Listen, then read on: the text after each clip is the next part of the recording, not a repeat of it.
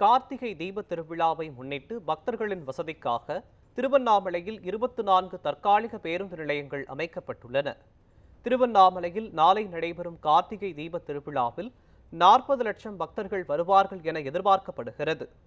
இதனால் பக்தர்களின் வசதியை கருத்தில் கொண்டு விரிவான ஏற்பாடுகள் செய்யப்பட்டுள்ளன.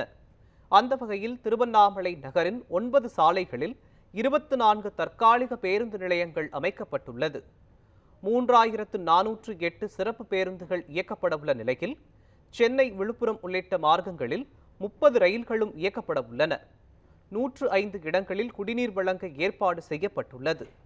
95 இடங்களில் மருத்துவ முகாம்கள் அமைக்கப்பட்டுள்ளது. கிரிவல பாதையில் 35 ஆம்புலன்ஸ்கள் தயார் நிலையில் வைக்கப்பட்டுள்ளன. 14,000 போலீசார் பாதுகாப்பு பணிகளை மேற்கொள்ள உள்ளனர். 21 காவல் கண்காணிப்பு கோபுரங்கள் ஏற்படுத்தப்பட்டுள்ளது.